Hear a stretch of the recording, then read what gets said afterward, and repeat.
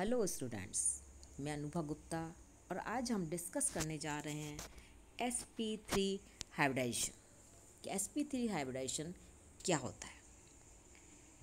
sp3 hybridisation में जब एक s 3p ऑर्बिटल मिलकर के 4 हाइब्रिड ऑर्बिटल्स बनाते हैं जिनकी एनर्जी बराबर होती है। These are called sp3 hybrid orbitals. इन हाइब्रिड ऑर्बिटल बनेंगे इन्हें कहेंगे हम sp3 हाइब्रिड ऑर्बिटल्स और इस प्रोसेस को हम कहते हैं sp3 हाइब्रिडाइजेशन। इसका मतलब एक s और 3p कक्षक मिलकर के 4 sp3 हाइब्रिड ऑर्बिटल्स बनाएंगे। Properties of sp3 hybrid orbitals.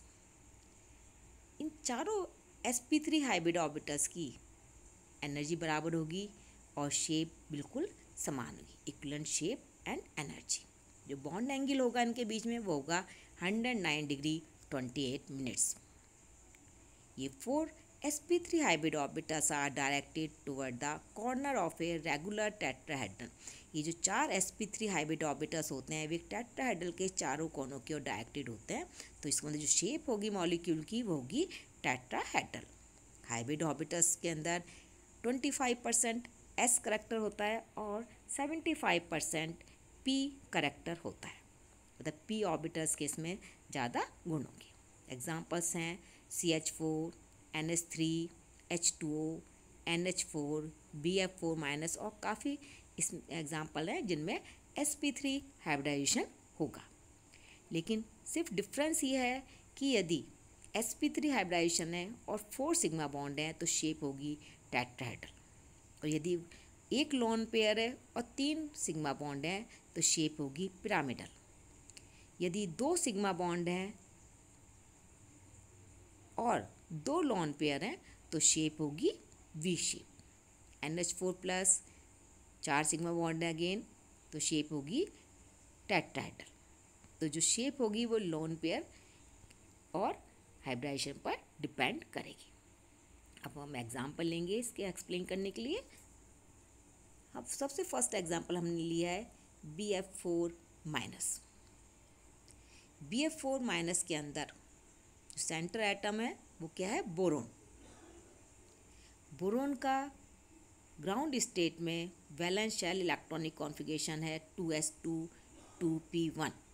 हम सिर्फ वैलेंस शेल इलेक्ट्रॉनिक कॉन्फ़िगरेशन लिख रहे हैं क्योंकि जो इनर ऑर्बिटल्स हैं वे हाइब्रिडाइजेशन में पार्टिसिपेट नहीं करते, बॉन्डिंग में भी पार्टिसिपेट नहीं करते।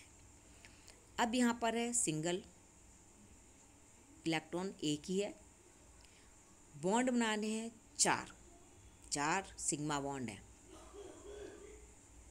तो जो एक्साइटेड स्टेट में एक इलेक्ट्रॉन S से P में चला जाएगा तो कॉन्फ़िगरेशन क्या हो गया 2s1 2p2।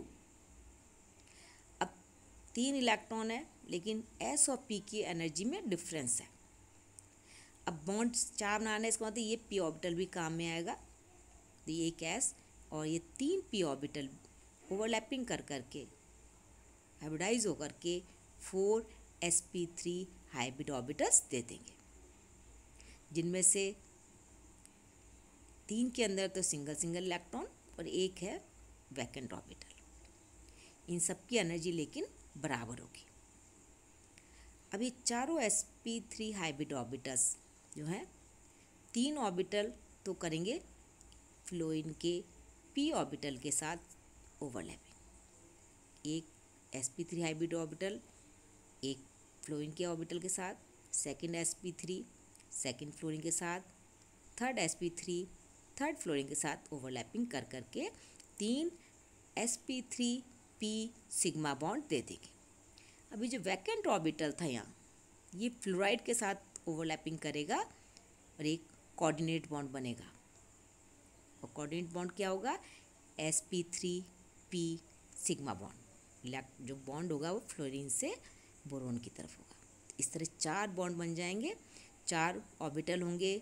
चारों ऑर्बिटल जो होंगे वो एक टेट्राहेड्रल की शेप में लगे होंगे और उनके साथ इनकी ओवरलैपिंग होकर के ये BF4- मॉलिक्यूल बन जाएगा। सिंपल टेट्राहेड्रल है, बॉन्ड होगा 109 डिग्री 28 मिनट्स का। सेकंड एग्जांपल हम ले रहे हैं NH4 plus. Centre atom again क्या है, नाइट्रोजन है सेंटर एटम, क्योंकि हमें पहले देखना होता है कि सेंटर एटम कौन सा है जिसमें हमें देखना है हाइब्रिडाइजेशन। सेंटर एटम है नाइट्रोजन, ये है नाइट्रोजन सेंटर एटम आपका। 4 सिग्मा बॉन्ड है अगेन, तो 4 सिग्मा बॉन्ड है और नाइट्रोजन पर जो है 3 सिग्मा इलेक्ट्रॉन, ये सिंगल इलेक्ट्रॉन 3 है। अब ग्राउंड स्टेट में कॉन्फ़िगरेशन क्या होगा, वैलेंस शेल 2s2 2p3। अब इलेक्ट्रॉन एक्साइट नहीं करेंगे, क्योंकि इलेक्ट्रॉन एक्साइट होगा तो भी 3 ही अनपेयर्ड इलेक्ट्रॉन रहेंगे। 4 बॉन्ड बनाने, इसका मतलब एक s और 3 p ऑर्बिटल में करके 4 sp3 हाइब्रिड ऑर्बिटल दे देंगे। तो एक्साइटेड स्टेट में कॉन्फ़िगरेशन क्या हो जाएगा, 2s2 2p1 2p1 एक्साइटेड की जरूरत नहीं, क्योंकि इलेक्ट्रॉन का एक्साइटेशन नहीं होगा। तो sp3 हाइब्रिड ऑर्बिटल्स बन जाएंगे। इनकी एनर्जी क्या होगी, बिल्कुल बराबर होगी। हाइब्रिडाइज होने के बाद एनर्जी बराबर हो जाती है। अब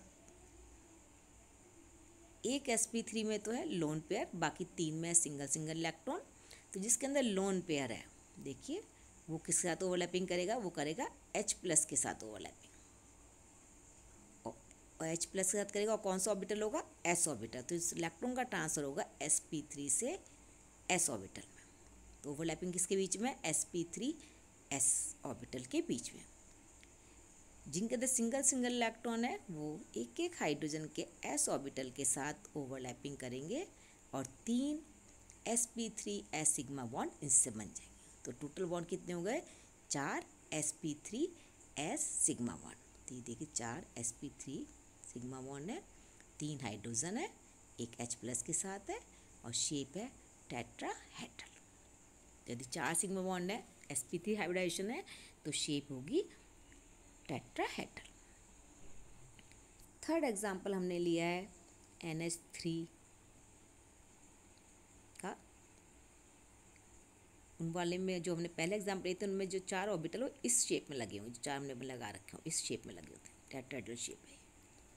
NH3 अगेन सेंटर एटम में nitrogen, electronic configuration 1s2 2s2 2p3। Hydrogen के पास 1s1 है। अब क्योंकि 4 बॉन्ड बनाने हैं, नहीं सॉरी 4 नहीं, इसमें यहाँ पर 3 ही बॉन्ड है, 3 बॉन्ड बनाने हैं, लेकिन एक लोन पेयर भी है। तो ये एक s और 3 p ऑर्बिटल मिलकर के दे देंगे 4 sp3 हाइब्रिड ऑर्बिटल, जिनमें से एक sp3 हाइब्रिड ऑर्बिटल में होगा लोन पेयर और 3 में होंगे सिंगल इलेक्ट्रॉन। जिनमें सिंगल इलेक्ट्रॉन है वो एक एक हाइड्रोजन के साथ ओवरलैपिंग कर करके 3 sp3s सिग्मा बॉन्ड दे देंगे और 4th sp3 हाइब्रिड ऑर्बिटल जो है ऐसे ही रहेगा, कोई ओवरलैपिंग नहीं करेगा। तो ये 3 हमने दिखाया जिनमें 3 के साथ हाइड्रोजन ओवरलैपिंग कर रहे हैं। एक sp3 हाइब्रिड ऑर्बिटल वैकेंट है जिसमें लोन पेयर है, ये ऐसे ही रहेगा। तो यदि हम इन तीनों को मिलाते हैं सेंटर से जहाँ पर ओवरलैपिंग हो रही है, तो देखिए शेप कैसी होगी, शेप होगी इस तरह से NH3 की, एक लोन पेयर ऊपर आ जाएगा। तो शेप देखिए बिल्कुल शेप से आपको दिख रहा होगा, ये शेप आ जाएगी पिरामिडल शेप। अब शेप टेट्राहेड्रल नहीं होगी, सिर्फ 3 सिग्मा बॉन्ड है, एक लोन पेयर है, तो शेप होगी पिरामिडल। और जो बॉन्ड एंगल होगा HNH के बीच का वो 109 डिग्री 28 मिनट से कम हो जाएगा। क्यों हो जाएगा, क्योंकि यहाँ पर एक लोन पेयर है, लोन पेयर और bond pair repulsion bond pair से ज़्यादा होगा, तो जो होगा ये बॉन्ड एंगल की वैल्यू घट जाएगी। एक और एग्जांपल में लिखा था H2, उसके अंदर क्या है कि 2 लोन पेयर है, तो 2 लोन पेयर होंगे तो 2 ही बॉन्ड बनेंगे, तो शेप होगी उसकी V शेप, क्योंकि जितने बॉन्ड हैं उस हिसाब से इनकी शेप निकलेगी। हाइब्रिडाइजेशन sp3s में भी H2 में भी sp3 है, लेकिन यहाँ पिरामिडल शेप है वहाँ पर हो जाएगी वी शेप। तो कई बार इसी तरह के क्वेश्चंस पूछे जाते हैं कि NH3 और H2 के अंदर sp3 हाइब्रिडाइजेशन है तो शेप क्या है, तो हमें इस तरह से उनकी शेप को या बॉन्ड एंगल को एक्सप्लेन करना होता है। क्योंकि H2 के अंदर 2 लोन पेयर है तो लोन पेयर प्रतिकर्षण ज़्यादा होगा तो क्या होगा, बॉन्ड एंगल का मान और भी घट जाएगा, तो इसलिए उसकी शेप वी शेप हो जाएगी और बॉन्ड एंगल का मान और भी घट जाता है। तो आज हमने लिया sp3 हाइब्रिडाइजेशन। आप और भी एग्जाम्पल लेकर के sp3 हाइब्रिडाइजेशन को और ज़्यादा अच्छी तरह और ज़्यादा एग्जाम्पल लेकर के उसको आप समझ सकते हैं। Thank you.